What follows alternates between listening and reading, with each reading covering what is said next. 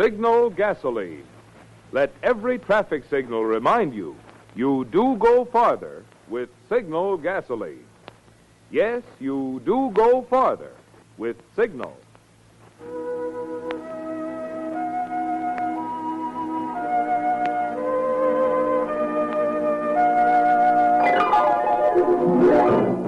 The Signal Oil Company and your neighborhood Signal dealer bring you another curious story by The Whistler. Tonight, I'll trade you murder.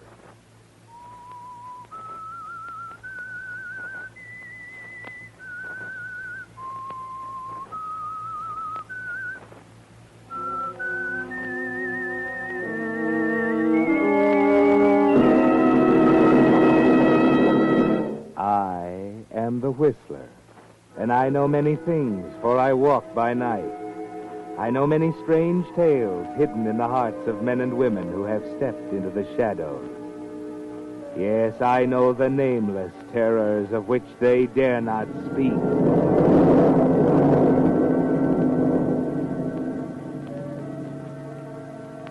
Hate can be a weapon to use against the world, or it can be a slow and deadly poison that shrivels the human heart. For example, take the case of Henry Reichman, 55, unmarried, employed at the Dover Bookshop on High Street. Who would suspect that behind Henry's very ordinary, very meek and mild exterior, there burns boundless hate for people. People who are successful, who have never known disappointment. On a rainy evening, surrounded by the printed thoughts of other men, Henry's own thoughts seem more fruitless than ever.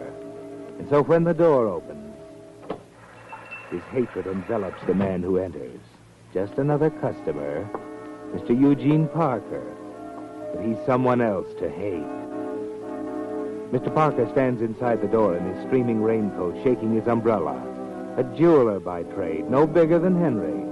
But he has a house of his own, a sense of his own importance in the world, and a nervous manner Henry always finds annoying. Good evening, Mr. Parker. Oh, hello, Henry. Hello. Nasty weather. Very ugly weather. Yes, sir. So where's Mr. Dover? At his desk, back behind the partition. Henry, will you come back here a moment? There he is now. Yes, Mr. Dover, coming. I'll come with you, Henry. Yes, Henry, come in.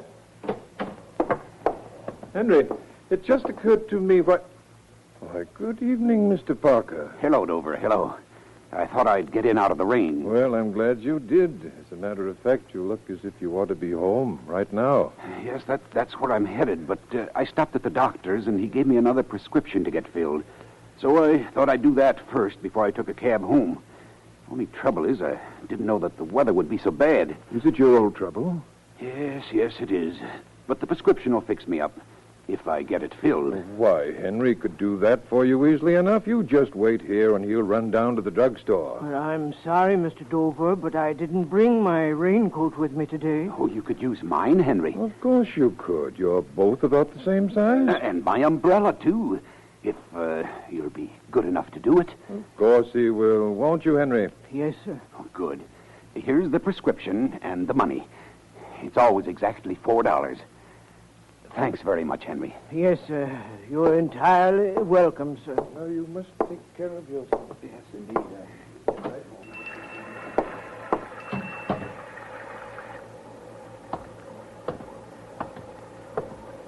Not so fast, buddy. I didn't see you in that doorway. Don't move. Now, don't get any funny ideas. Just get in that car. Well, who are you? What do you want? Go on, move over to the curb. Well, what do you want? What's the meaning of this? We'll find out. Get inside. No, I won't. You've made some mistake.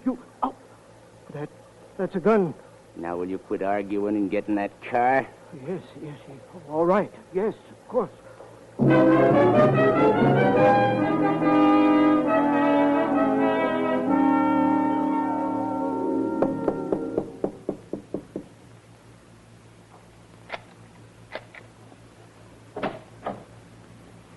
Okay, Floyd. Come on in. You heard him. Get inside.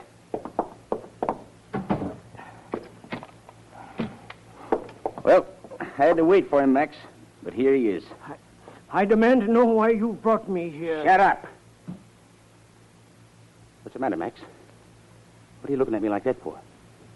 Oh, you stupid, blundering moron. You picked up the wrong guy. But I couldn't. Take a look at him. Does he look like the guy I told you to tail? Well, gee, I don't know what happened, Max. I thought I could depend on you. Well, sure you can, Max, but anybody can make a mistake. You know I got to keep out of sight. I don't want anyone knowing I ever came near this town. That's why I hold up in this two-bit hotel. And you got to pull a smart one like this. If you're the boss, Max, I'll go back after the right guy if you say the word. What do we do with this prize package? Where'd you pick him up? He came out of a bookshop on High Street. I work there. My name's Henry Reichman. Forget it. I'm not interested. Well, I don't know what this is all about, but I can promise you I'll never say a word. You bet you won't. Get rid of him, Floyd. Get rid of me? You can't mean you can't kill me. You know too much, Reichman. Well, I don't know a thing about you. I never saw either of you before. I don't know what you're trying to do. Just seeing me is more than enough. When the news breaks, lady, you'd put one and one together and then go to the cops. No, I wouldn't. I'll never tell a soul about it. Reichman, I just don't take chances. It's too bad, but you stumbled into something that didn't concern you. Take him out, Floyd. Sure. Come on, you. No, wait. I'll do anything you want me to. Anything at all. Quit stalling, buddy. You'll put us behind schedule No, already. please, listen to me. I'll make a bargain with you. I'll kill the man I was mistaken for. You... what? I'll kill him for you. The man you intended to kill. That's what you were going to do, isn't it? Then I'll do it for you, if you'll let me go. What do you say? Is it a bargain?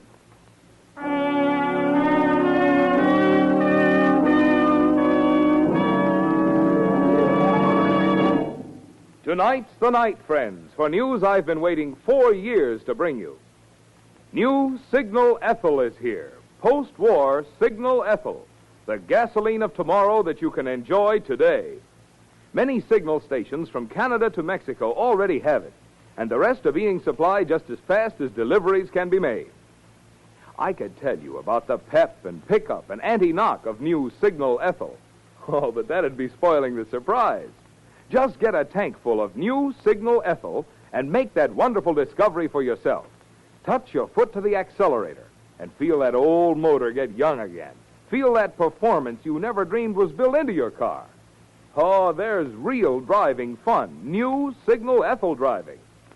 So keep up that good habit of stopping at the friendly station in your neighborhood with Signal's familiar yellow and black circle sign. Be among the first to find out how much fun driving can be with new Signal Ethyl. I repeat, many stations already have it. Others are being supplied as fast as possible. And now, back to the Whistler.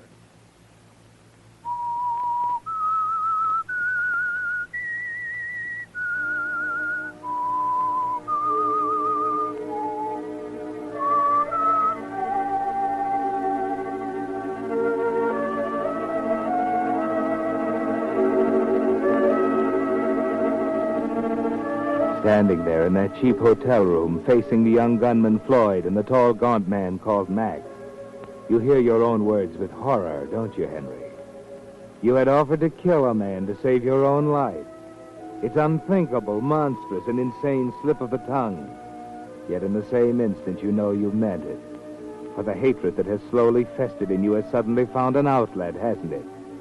Perhaps if you had resorted to murder many years before... But Max is about to answer you, slowly licking his lips. He looks intrigued. Maybe he's the kind of a guy who will take a chance on a proposition like this. You're not very funny, Reichman. I mean it. I'm quite serious. How long you going to listen to him make with the words, Max? Let me do it. I'm a failure. I'm a coward, a nobody. But now for the first time in my life, tell me the name of your victim. You going to listen to him all night, Max? You've got to tell me. Tell me his name. I don't think so. You know too much already. Then what harm will it do? After all, if you're going to kill me anyway. Yeah. There's something to that. Of course there is. If I'm going to die, I have the right to know why. Whose place have I taken by accident? You ought to be able to figure that out for yourself. No. Tell me. Why do you think Floyd picked you up? Well, I've already told you I don't know what this is all about. Whose raincoat are you wearing? That's the answer. You mean Mr. Parker? Sure. Mr. Eugene Parker. But that's impossible. Why, he's a respectable man. Mr. Parker's a jeweler, repairs watches, things like that. Things like that are what get him into trouble. He's a double-dealing little weasel. Well, I'm sure you made a mistake. Everybody knows Mr. Parker. He dropped into the store tonight because he didn't feel well. Say he didn't feel well. He knew I was tailing him. But he couldn't. He asked me to go to the drugstore to get a prescription for him. It's right here in my pocket. Never mind. But I just don't understand. I think you do, Reichman. Mr. Eugene Parker knew Floyd was following him, so he ducked into your place and lent you his raincoat to throw Floyd off. He knew Floyd would stop you or pick you up, maybe even plug you and run. But that means he knew I might be murdered by mistake. Little thing like that wouldn't stop Parker. His own skin always comes first. How do you know about him? What's your connection with him? You know what a fence is? A receiver of stolen property? That's Parker. But his arithmetic isn't too good. In fact, it's so bad we came into town to subtract Mr. Parker from our scheme of things. Let me do it for you. I've a reason now. Are we going to listen to this chump all night, Mac? Wait a minute, let him talk. He interests me. You understand why, don't you? He was willing to let me die in his place. Now I have a right to kill him. Okay. Let's say we let you do it. Then I'm free to go. I saved my own life. It's a double cross, Max. I better take care of him. But you haven't anything to fear. The risk is all mine. Why, do you think I dare tell anyone about you? I couldn't. It'd mean my own neck. Sounds pretty good, Reichman. Oh, it's ideal for you. You have nothing to lose and everything to gain. You'll eliminate him at no risk to yourselves. He's right, Floyd. It'd put us in the clear. Nobody could touch us. Yeah? How do you do it with Parker still back in that bookshop? Well, let me call up the shop. I'll see if he's still there. Keep away from that phone. Well, then, call the number yourselves. The Dover Bookshop. Look it up in the directory, Floyd. I can tell you what... I'm not taking any chances. Look it up, Floyd. What do you want to waste time for, Max? I'll take him out and then go find Parker. Get that number, I said. We'll find out where Parker is first. Then we'll decide what to do.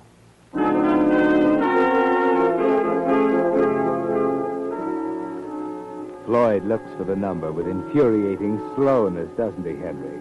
You could have dialed it in a moment, but they don't trust you. Of course, Mr. Eugene Parker trusted you. Trusted you to die in his place. Strange, isn't it, Henry? And a little frightening how all the passive hate you've ever known seems to shrink and harden and focus on that respectable citizen, Mr. Eugene Parker. That pompous little man, that would-be murderer.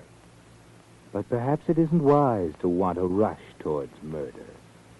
What's the matter? No answer? Oh, not yet, Max. Want me to keep ringing? Yeah, hang on a second. I suspect Mr. Dover decided to close up for the night. Hey, he'd expect you back. You got Parker's raincoat and umbrella. Well, maybe Mr. Dover left a note tacked on the door for me. What about Parker? He was going to take a cab home. Maybe he got tired of waiting. Yeah, I guess you're right. All right, forget it, Floyd. Now what? I think maybe we'll make a bargain. You're nuts. I don't think so. Come on, Reichman.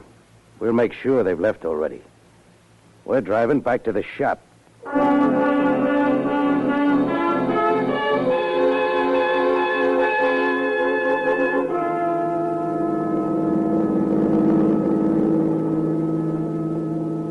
Mr. Dover's closed up. There it is. You can see for yourself.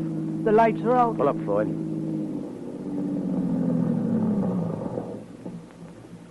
Now what? We're going to sit here and look at the dump? You talk too much, Floyd. I told you there wouldn't be anybody here. Didn't expect to find him. Only wanted to make sure. Well, now what? You know where Parker lives, Reichman? Oh, yes, in a little house on the outskirts of town, about 10 minutes from here. He lives all alone. Don't give me that. He's got a housekeeper. She's in the hospital. She's been there since Sunday. Okay, then. We're driving over to the house. And what happens after we get there depends on you.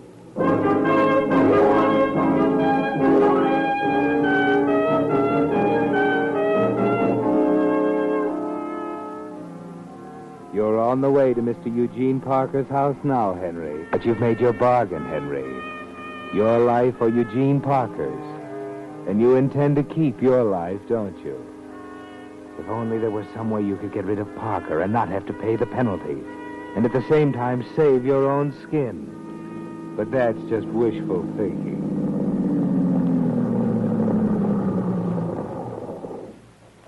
Well, this is the back of the house.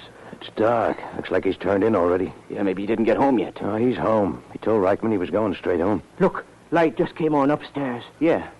I guess he just went up to bed. What do you want me to do now? You still want to go through with this, Reichman? If I say I don't... Brother, that's just too bad. I didn't ask you. Don't give me none of that. Easy, Floyd, easy. Not trying to back out, are you, Reichman? Oh, no, of course not. But you must promise me. You're not in any position to make demands. Take care of Parker. That's all. Where's the gun I'll use? Give him your shoulder automatic, Floyd. It's got a silencer. You're nuts. If I slip my Maserati, you'll start pumping us so full of lead we won't know what hit us. Take the clip out first, you moron. Go on, unload it. What for? Do what I say. What good will an empty revolver do me? I don't take chances, Reichman. You can load it inside the house. Now, come here. Watch the way Floyd does it. He's like this. And this here's the safety catch. All right. I understand how it's done. Well, now it's empty. Give it to him. Max, I still Give think... it to him. All right. I'll leave just one cartridge in the clip. Why, just one? We're not taking any chance on you barricading yourself in there and using that on us. Put it in your pocket, Reichman. All right. Now, listen to me. Floyd will get you in the back of the house. Are you sure? The door will be locked? I know it'll be locked, but Floyd will get you in. We'll give you 5 minutes to do the job after Floyd comes back here to the car. Well, that may not be long enough.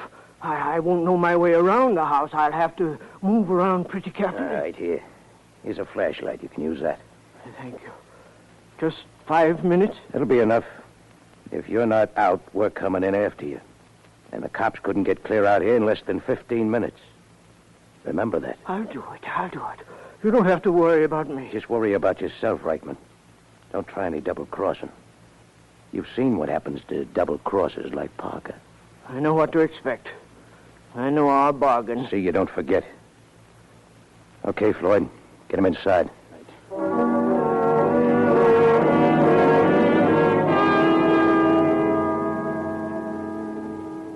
The rain has stopped, but the sky is still clouded as you and Floyd move silently through the darkness to the back of the house. What's that noise you hear, Henry? Oh, nothing really, just your heart thumping. It seems even louder than the scraping noise Floyd makes as he opens the back door with the key from his pocket.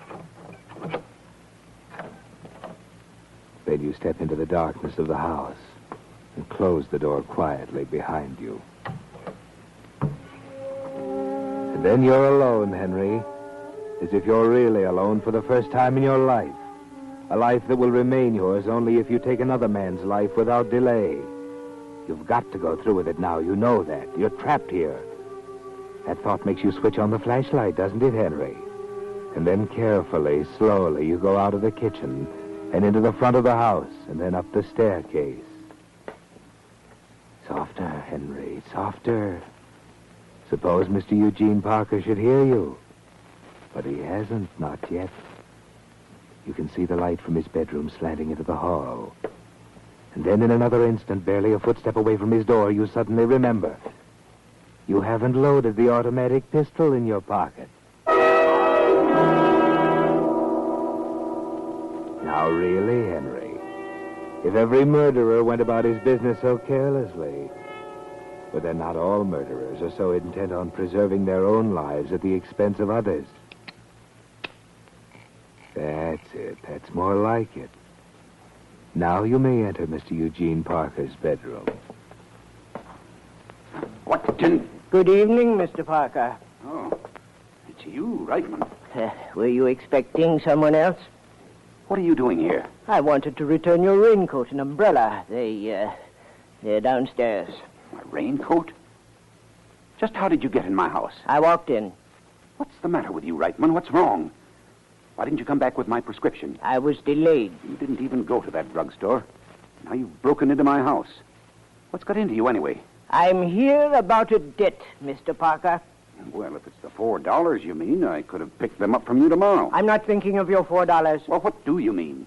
What kind of debt are you talking about? I'm here to collect a debt, not repay it. What kind of nonsense is this? You don't know what you're saying. The debt, Mr. Parker, is your life. Your life or mine. I have listened to enough of this. I'm going to call the police. I wouldn't advise it. I said I would not advise it. You think you can... Where did you get that revolver? From certain friends of yours. The friends you knew would see me wearing your raincoat and carrying your umbrella. I don't know what you're talking about. Yes, you do, Mr. Parker. You know exactly why I ought to kill you. Kill me? Well, does that surprise you so very much? Well, I don't know what you mean. I can't imagine what's got into you. You only waste time by lying, Mr. Parker. You see, I've met Max and Floyd. You do know them, don't you? What are they? What have they told you about me? They've told me enough to make me want to kill you. No, you can't. You can't. Why shouldn't I? You'll be caught. You have no reason to kill me. Well, you expected Floyd and Max to murder me. No, I didn't. I swear I didn't. All I wanted was a little time. I knew they'd learn their mistake right away. And you knew they'd rectify their mistake by killing me. Or perhaps you hoped they'd kill me and not realize they'd made a mistake. That was it, wasn't it? No. That's exactly what you were counting on. No, I was desperate. But I didn't mean you any real harm. When I came into the shop, I thought I could slip out the back way. And when Dover insisted you get the prescription for me, I didn't really think about you, Henry. Yes, I know. You can't gain anything by killing me. Not a thing. I stand to lose my life if I don't. If it's money you want, No. I'll pay you well. I know Dover pays you starvation wages. I'll give you enough so you can leave the bookshop. You won't have to work there again. I don't want your money, Mr. Parker. Don't be a fool. Nobody need ever know about tonight. I'll certainly never tell. $5,000, Henry. I'll give you $5,000 if you'll simply walk out of here now. 10,000. I have the cash in the house. I can get it for you now. Don't move, Mr. Parker. But if you'll only let me get it Don't for move. you can't shoot me, Henry. You can't do it. You can't. I think I can, Mr. Parker. Because I must. No, Henry. I'm a sick man. You know I'm not well. If you had any mercy, No.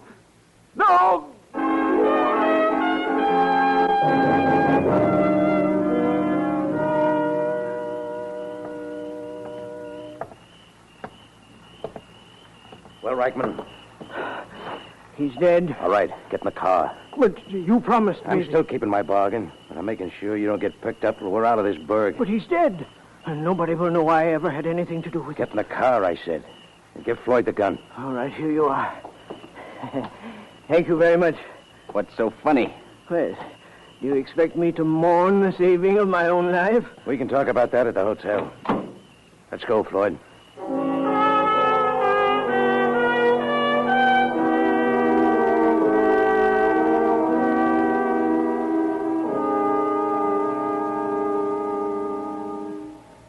Haven't you kept me in this room long enough? Yeah, maybe you're right.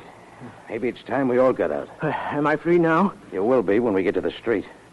Just remember what I said. Keep your mouth shut about tonight. I will. Nobody should ever know. All right, Floyd. Open the door. Now, you, Reichman, follow Floyd. You wait. What's up? There's a cop at the end of the hall. What? A cop? I told you, Max, you should have let me take care of him in the first place. I know. Nothing's going right for me since I hit this rotten town. But he's dead. Parker's dead. I don't know anything about any policeman. I didn't think you'd have nerve enough to cross us up, Reichman. What? Parker's dead, I tell you. Too bad you can't prove it. But I can prove it. Yeah, maybe you can at that, Floyd. Open the gun. That's it. You'll see. Oh, no, don't. What's the matter, Reichman? You've got to believe me. Sure, we'll believe you. Pull the clip out of the gun, Floyd. How about it? Double-crossed us. No, he's dead, I tell you. This rod hasn't been fired since I gave it to him. No, now wait, let me explain. Kind of late to explain, Reichman. You made a deal with Parker, didn't you? No, he's dead. Sure, without a shot being fired. Yes. You had him call the cops. And now they're outside. Max, I told you. No, he couldn't have called the police. He was dead. You turned us in, Reichman, but it's the last double cross you'll pull. Wait a minute, Floyd. Wait, nothing more the record I've got. No, I'd kill please, this. please, don't!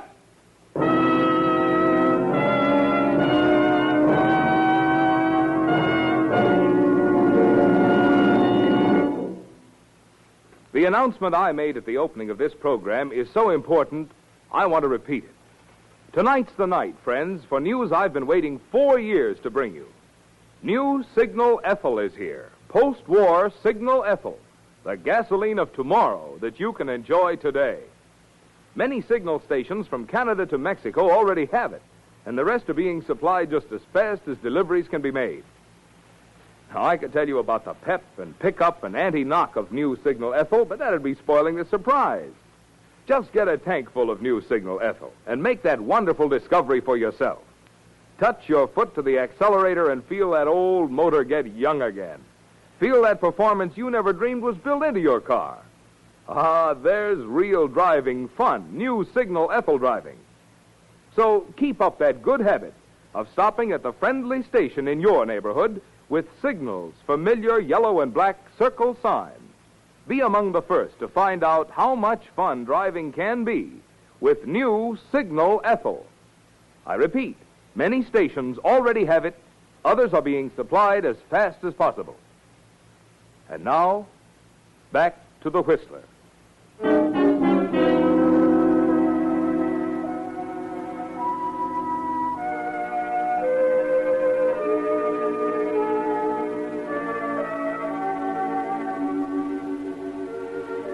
Well, Henry, the police broke down that door, but not quite soon enough for you, did they? And as you lie on that police cot, you realize that murder is a pretty rugged business to fool around with. You're dying, Henry. Dying. And all for what? A murder you didn't commit, a misunderstanding. Yes, it was a misunderstanding. You didn't kill Mr. Parker. Well, not with a gun, anyway, but he was dead. Yes, Mac and Floyd found that out at the police station a little later. Look, you got nothing on me. Just because Floyd here loses his head and plugs a guy, you got nothing to hold me on. Take it easy, Max. You were there, and if we can't hang a rap on you as an accomplice, we got plenty of other charges. We've been looking for you a long time, Max. Floyd, you stupid dope. Why'd you have to go and lose your head? Difference did it make? They had us anyway. Reichman double-crossed us, and Parker phoned the cops. They had us cornered. What are you talking about? Who's Parker? As if you didn't know. Mr. Eugene Parker, who tipped you off where we were. Nobody tipped us off where you were. What? And if you mean the Eugene Parker who lives out on Elmhurst Road, he couldn't have tipped us off. We just had a call out there. He's been dead for a couple of hours. Dead? Yeah. Neighbors thought they saw somebody snooping around and got suspicious, so we went out. Found Parker dead from a heart attack. A heart attack? That's what the coroner says. Looks like he had some sort of a shock. What do you know about it? Why, nothing. Nothing at all. We must have gotten the name mixed up. Yeah? And what was that about Parker calling us? You thought that was why the patrolman came to your room at the hotel? Well, yes. That cop was coming to tell you parked your car in a loading zone. In this town, it's a $5 fine. But I guess it's going to cost you two a whole lot more than that.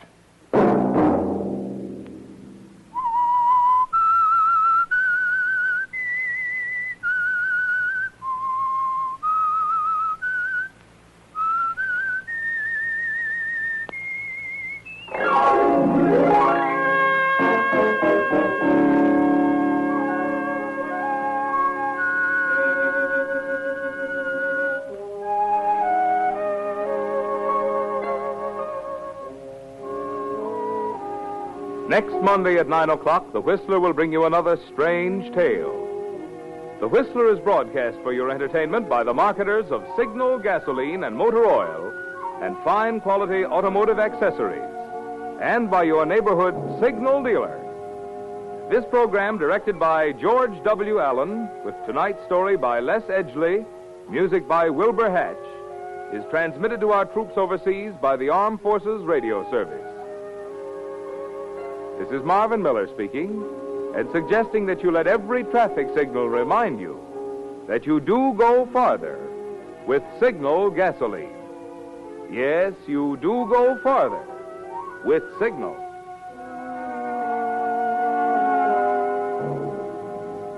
This is CBS, the Columbia Broadcasting System.